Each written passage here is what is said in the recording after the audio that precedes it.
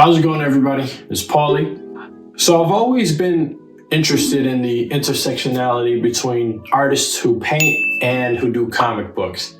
Some of my favorite illustrators like Sergio Topi, Jason Sean Alexander, Frank Vazetta, and even Norman Rockwell, they all create paintings and comic books, or at least have made like comic strips and what have you.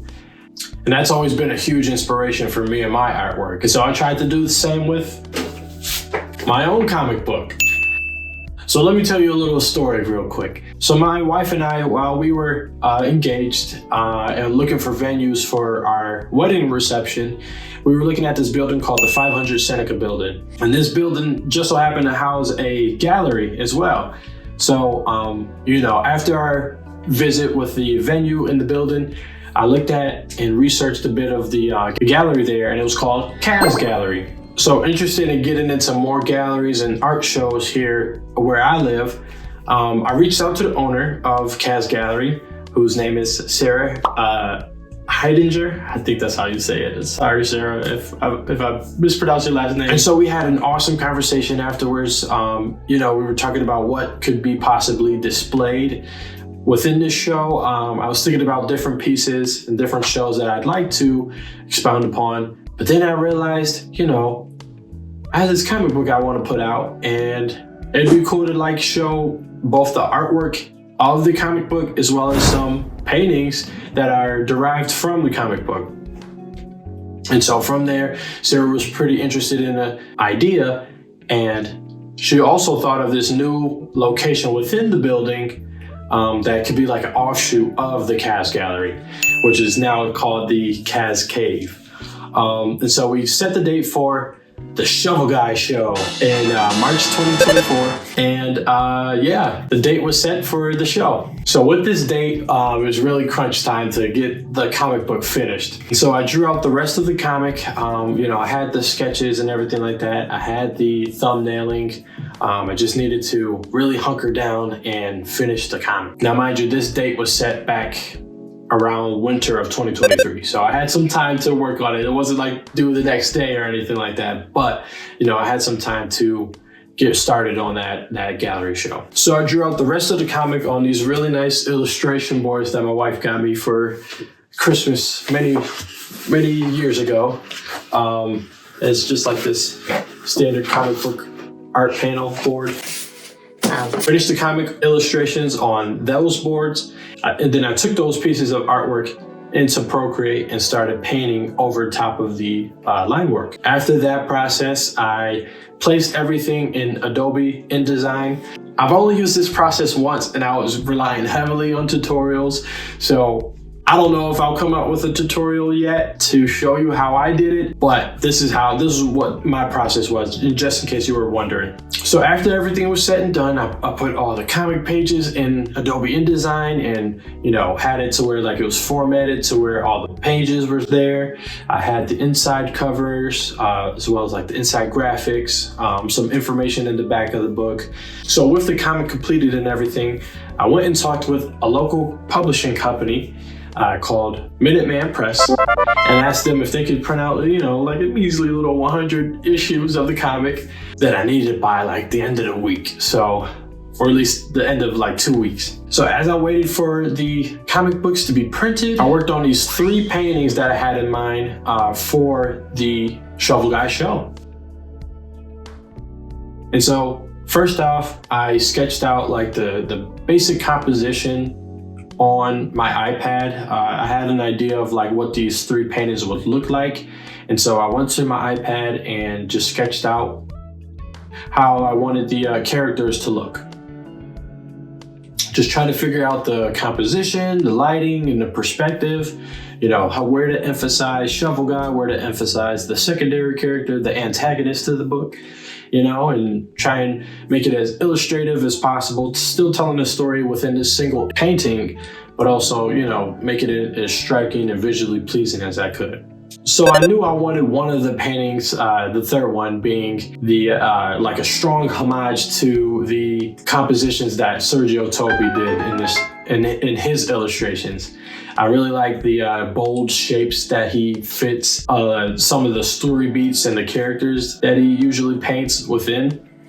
And so I wanted to kind of use that flavor and that style of his to illustrate the third composition. So once I was happy with my sketches, I took to the canvas and started painting. So unfortunately, the early stages of the painting and the sketching process are lost to time. I don't have those files, but I have the process here where I picked up.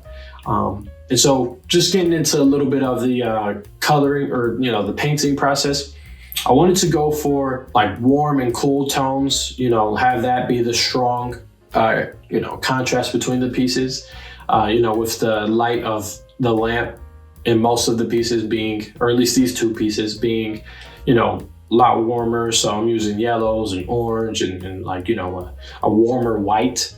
And then for the shadows and like the darker pieces of the composition, I wanted to use like a darker blue and like a darker purple as well.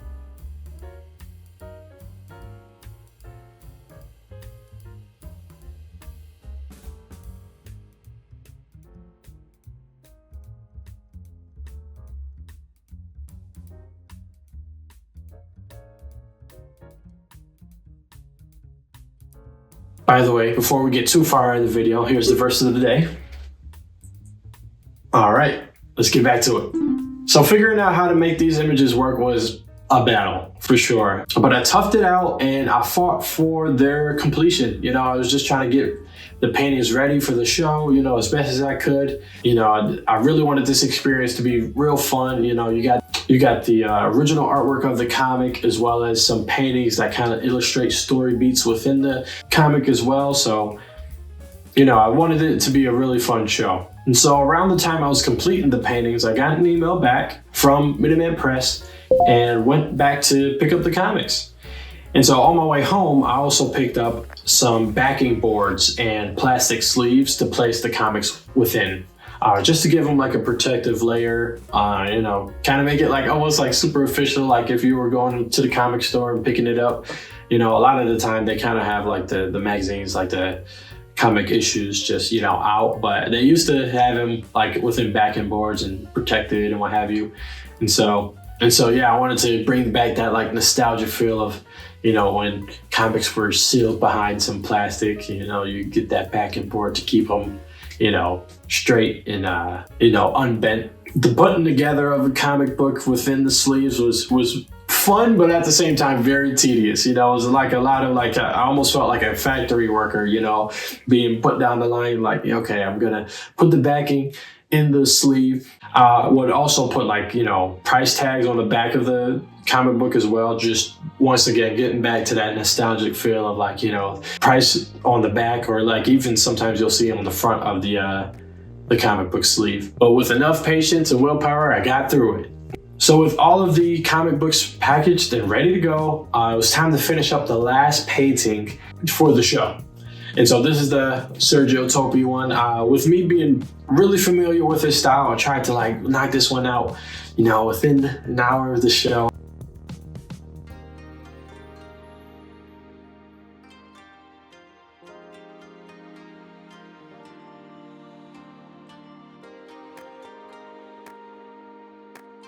Not the greatest time manager, but I tried to complete the piece. I got as best as I can done. So I completed the piece and we were ready to go. We were on our merry way to Kaz Cave for the Shovel Guy show. So just talking about the show a bit, the show was amazing and it had a great turnout. We had 500 Seneca tenants as well as some artists who have studios in the building come down and show some love for the work. I had some friends, some family come over and they were, just supporting, and it was just a great time, I got to talk with a buddy for a while, like just, talking about comics and his experiences in the industry and like at Comic Cons and what have you. And so it was a great show. A lot of people were just loving the artwork. My wife was just, there to support and help and just managing like, the little like merch table that we had going. It was just amazing. So for the show, I had the three main pieces that were to complement the comic book itself, as well as the comic book artwork, all 8 or 10 pieces of original artwork, you know, having the cover, the 8 pages of the story, as well as the revision page and the additional, like the final page, along with the original comic book art and those paintings. I brought a few skull paintings that I had, you know, just laying around. I wanted to add them to the show just to, you know, give the show more color and, you know, just show what else I have in store, you know. Yeah, so towards the end of the Kaz Cave, I had a few skull paintings that I added. So the opening night of the show was such a hit that Sarah, the manager of Kaz, gave us a second show, to which nobody came, except for one family member. But, you know, it was still fun, you know, just seeing the artwork one last time in the gallery space. Kaz Cave is such a really fun and experimental like vibe. It has a really fun vibe to it. So we took down the show and we gathered all the pieces that were in the show that were remaining from, you know, what wasn't bought. So the comic has been a huge success from that show onward, and it's been a bestseller of ours at most of the artist markets and shows that we've been attending. You know? So from there, we were also invited to do, this was around the same time, you know, maybe a few months afterwards, to be a part of an artist alley for Free Comic Book Day at our local comic book shop that I always go to, Queen City Bookstore. So at this event, you know, I wanted to make a few more promotional illustrations to share with everybody that, like, you know, I was going to be an artist over at the Queen City Bookstore for this event. May the 4th, I want to say, is Free Comic Book Day. So, you know, I was just trying to make this little illustration to prep for that.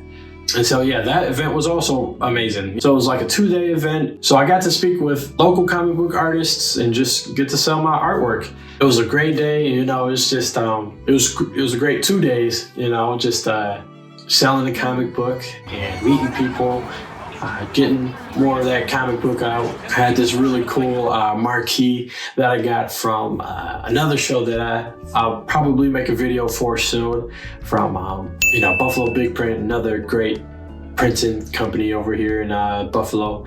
And so, yeah, it was a great time. It was a great event, you know, just it was amazing. And so just reflecting a bit, it's really crazy how all of this came from a dream of just, you know, drawing, coloring, lettering, and producing my own comic book. And it's even wilder to think that it all started from this sketchbook here. Like, from these doodles in my sketchbook,